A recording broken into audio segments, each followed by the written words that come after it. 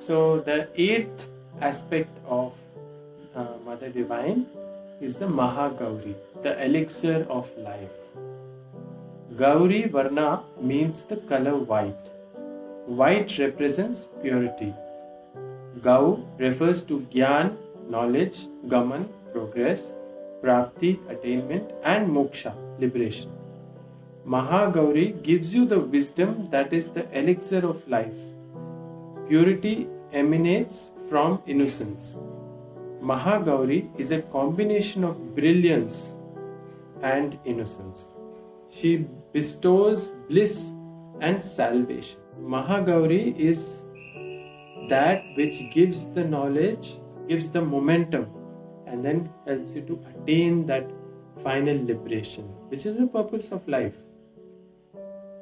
So the story in this goes like this, that Shumb and Nishumb were two demons and they were causing havoc. So the Devas went to Parvati, Devi Parvati in the form of Mahagauri, and from her cells came Kaushiki. So Kaushiki was very beautiful, and Shumb just heard her voice and he wanted to marry her. And then Kaushiki said, one who will defeat me in the battle can marry. So then they first sent Asura Dhumralochan. So Dhumralochan came with a big army, and this Devi just did and the whole army and the Asura, he got destroyed. Then came Chanda and Munda.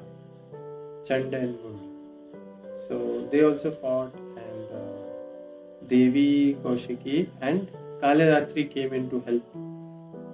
And then Kalaratri destroyed them and thus came to be worshipped at Chamundi.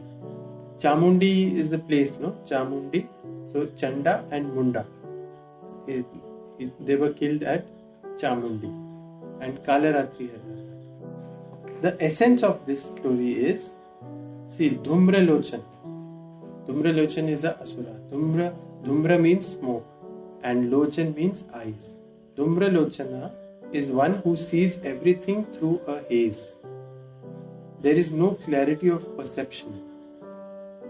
This can happen to us anytime as we accumulate stresses.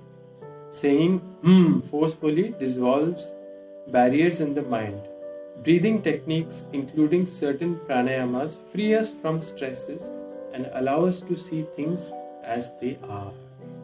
See, when you are stressed, when you have a lot of work to do, no time, what normal things you start perceiving in a different way. You are not seeing things as they are. That is the Dhumralochan. You have clouded vision. You are not seeing things as they are. Then Chanda represents an argumentative person, one who opposes everything. Munda, on the other hand, has no reasoning at all.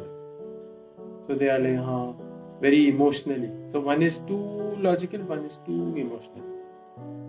And Shumbha means doubting oneself, and Nishumbha means doubting others. When the mind is clogged with doubts about oneself or others, neither peace nor progress is possible. That is why they are the kings of Asuras. Negative forces surface only due to lack of Shakti. Look at small children.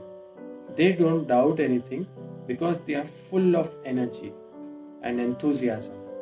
In such a state, none of the Asuras or demons can come near you. This battle is a Mahayajna because it is the great purifier.